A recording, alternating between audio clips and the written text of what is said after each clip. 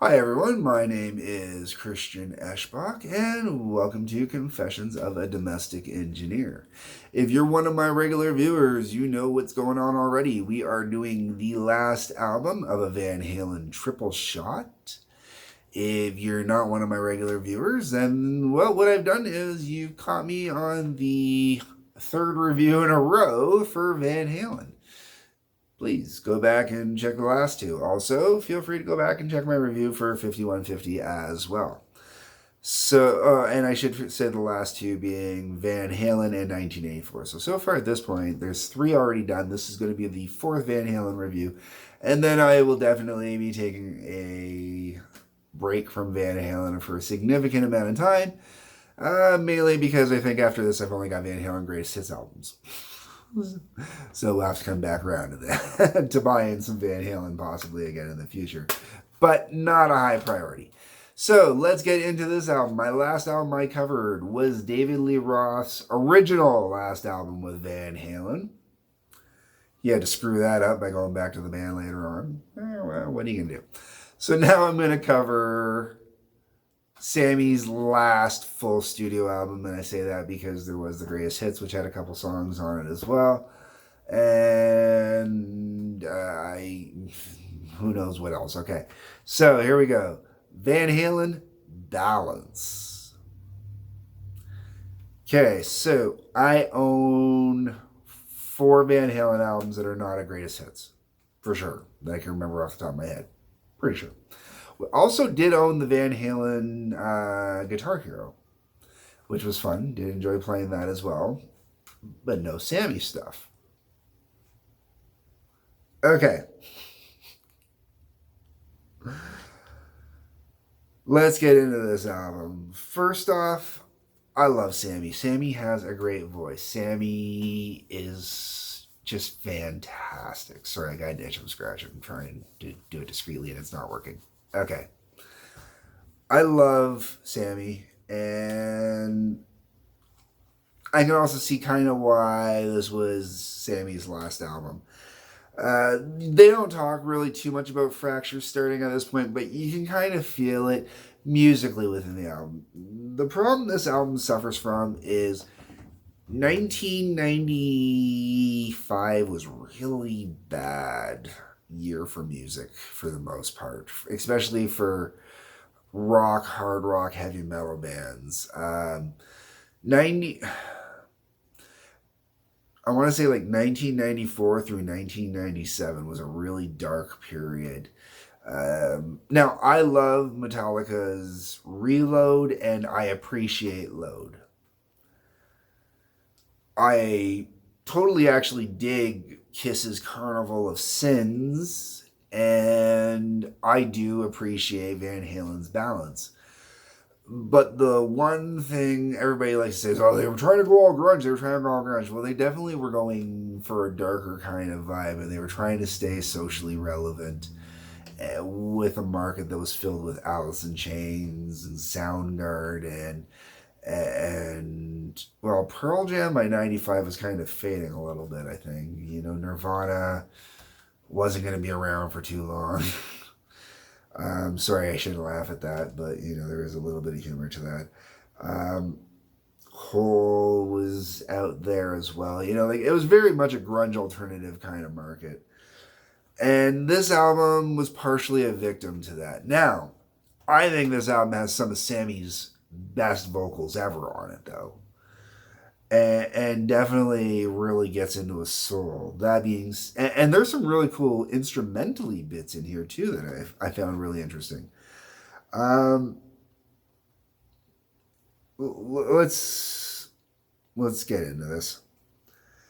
So the album opens up with Seventh Seal. Really good, strong opening. Really gets it going.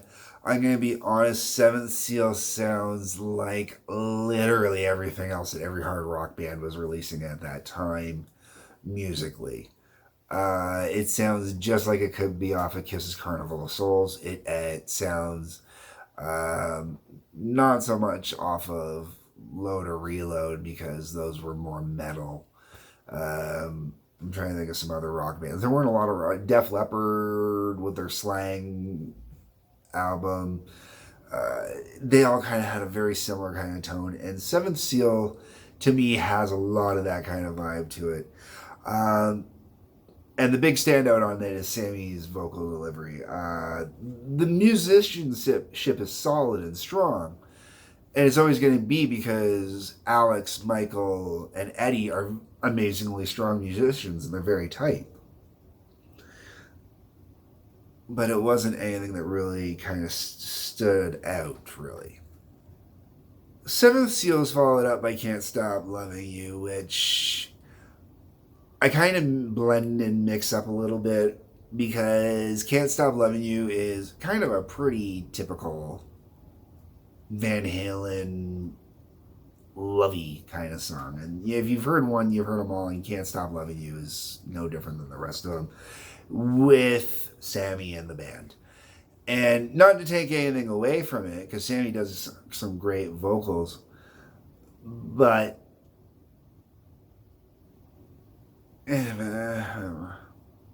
it's a good tune though. I do enjoy it, but it's like a grunge Van Halen love song, sort of. Not quite grungy. It's a little more rock than the grunge.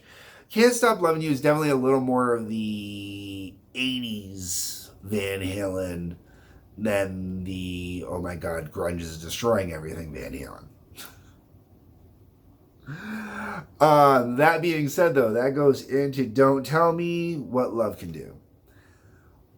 This was the premiere video for this album when it came out, and it's dark and it's gritty, and it got me right away. And where Can't Stop Loving You is, that lighter, fluffier side of the love side with Van Halen. Don't Tell Me What Love Can Do is definitely the dark side. It's a nice kind of juxtaposition from the one to the other. But I like the music on Don't Tell Me because there's this great little chug to it, and it's definitely thicker. And they took Don't Tell Me is the moment where they took the grungy side and they got it right, and it sounded perfect. The downside is, in the great repertoire of Van Halen songs, it's too dark. It's too kind of take a step back because it doesn't really fit in with any other Van Halen kind of song, except for the songs on this album. You put in a Van Halen mix, and this one's going to kind of really stand out like this weird sore thumb compared to everything else, which is kind of one of the reasons I enjoy it as well. Then we get into the song Amsterdam. Okay, Amsterdam, I love it, man. Holy, sure, it's just a song, an ode basically to going to Amsterdam for pot and having a good time and partying it up in Amsterdam. But hell yeah, man. Oh, Amsterdam. Yeah, it does me like no one else can. Yeah. Hot damn. Whoa, Amsterdam. Yeah. Okay, great tune. Honestly, fun song. Good party song. And it's a good party Van Halen song without sounding entirely like it does sound like other stuff they've done. But on this album, it sounds like other stuff they've done you really want to hear. You want to have that fun kind of up vibe that was missing prior to this point. And the one thing I want to mention about Don't Tell Me, because I don't think I mentioned it here, is Don't Tell Me I also think is one of Sammy Hagar's best vocal performances, at least within the Van Halen years. Now, after Amsterdam, we get into Big Fat Money, which is another good, fun song. The thing is when you get into a song like Big Fat Money, I enjoy it as much as I do because it's Sammy Hagar singing it. But realistically, Big Fat Money is to Sammy Hagar what Top Jimmy would have been to David Lee Roth on the 1984 album. It's a song that, while you listen to it, okay, it's kind of fun, but you really, in the grand scheme of things, outside of, oh yeah, that song's fun. Hey, you remember that song? That's fun. Yeah.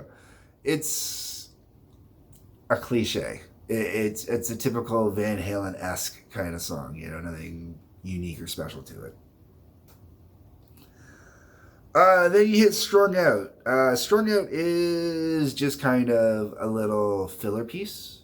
I really kind of like it. It's just Eddie putzing around. I'm not even sure what he was doing when he was putzing around with the guitar to record what he recorded here. It sounded cool and it worked. Um, then we get into the song Not Enough. Big time ballad. Not Enough is a good tune. Not Enough is such a good, strong ballad that it can be taken off this album and put into another Van Halen mix, and you're not going to realize it because it sounds very much like it could have been off of For Unlawful Carnal Knowledge. It sounds like it could be off 5150. It sounds like it could be off anything out of the Sammy Hagar era. I enjoy Not Enough, but it is just another Van Halen ballad. Aftershock is a good kind of thing when you're listening to it. I forget about it the second I'm not listening to the album. Same with Doing Time.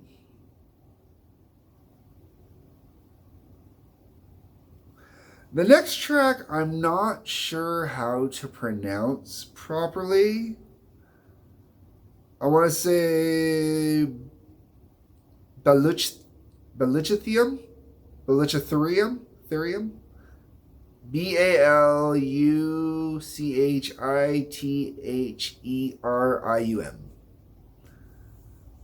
If I remember correctly, I believe this is just another one of those lovely little filler tracks.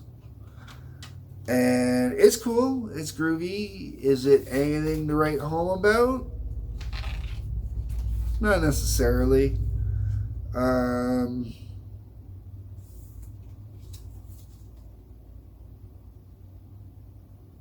Yeah, well, I'm right. It's an instrumental.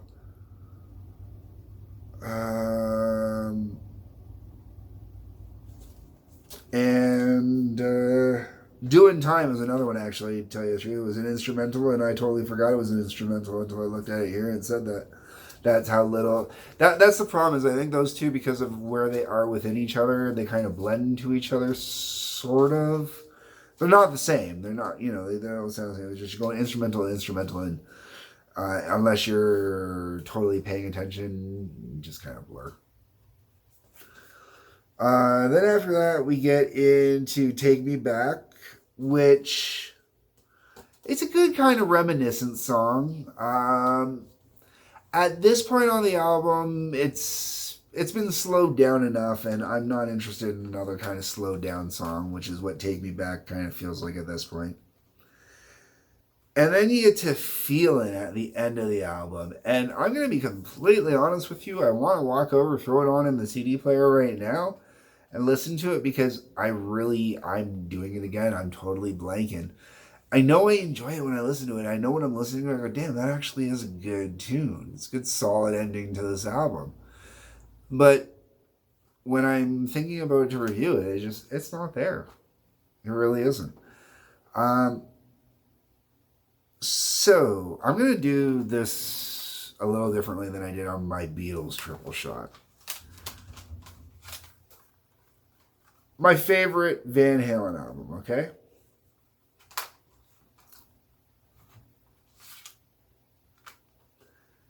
A Different Time, not necessarily Van Halen's best albums, but I personally still listen to this album as a whole and enjoy this album as a whole way more than I enjoy this album as a whole. I mean, just the first 5 songs on here: Seventh Seal, Can't Stop Loving You, Don't Tell Me What Love Can Do, Amsterdam, and Big Fat Money. Just those 5 songs alone already outdo the, 4. I'm not saying they're better songs than the 4 that I like off of 1984. But the fact that there's 5 songs right there, and that's only the first 5 songs on the album. I haven't gotten to the back half, where there's still a few more songs that I do actually enjoy. And with 1984, there's literally 4, maybe 5 songs that I 100% actually enjoy. So, that's my views. That's my views on Balance. I will say that I will take Balance over 1984. A lot of that is because I prefer Sammy over David. Either way, none of them are this album.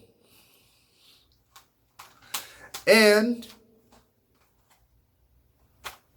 I'll be honest, I would probably take 5150 over Balance. I would. 5150 is a great album. Theoretically, I would say when it comes to Van Halen with both vocalists, the first albums are the best spots to start with both of them. Absolutely, hands down. And really, you can explore from there, but 5150 and Van Halen, only 2 albums I feel that, at least as a basic collector, you should own. Outside of that, pick up whatever works for you. Anyways, folks, let me know what your thoughts are in the comments section. Go ahead, leave your comments. Otherwise, hit the like button, hit the subscribe button. Peace, love, take care.